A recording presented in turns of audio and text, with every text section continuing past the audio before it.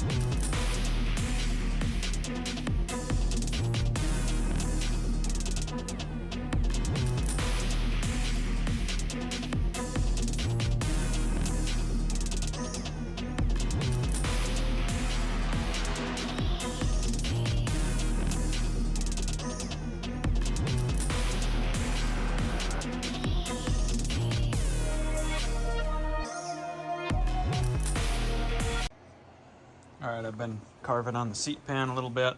I got this termination up here finally. Got that dialed in.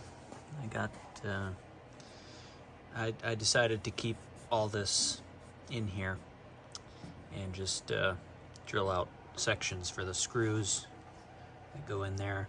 This one I'm a hair off, so I'll have to take that one down at a little bit of an angle. That one there looks pretty good. I'm gonna have to carve this out a little bit on the side, and it sticks up just a tiny bit on the side there, so I'll take that down and then I'll sand that. This piece up top is dialed in. Got my seatbelt holes cut. I decided to use 3/8 drill bit on each end and then try to make a straight line to connect them. And what I did is I set this up on the table, and I put the seat cushion down on the bottom and in the back, because drawing or pulling the tape for the side holes, it was like 15 3/4 down from the top, and then 16 1/2 from what I thought was the top of the radius, and then it was a little bit farther back, and I didn't want the seat belt to be tucked in behind the fabric, so I put the seat cushions in there and then just marked those holes back just behind. So the front of the hole on this side is at the front of the seat cushion that goes up the back, if that makes sense. And then both seat belts for each other side corresponding come in through the center here. So making some progress. Tomorrow hopefully I'll be putting in the rudder cables, and my friend's gonna come over with the swaging tool, and we're gonna swage those in. So I'm gonna pull the seat pan out and fine tune it.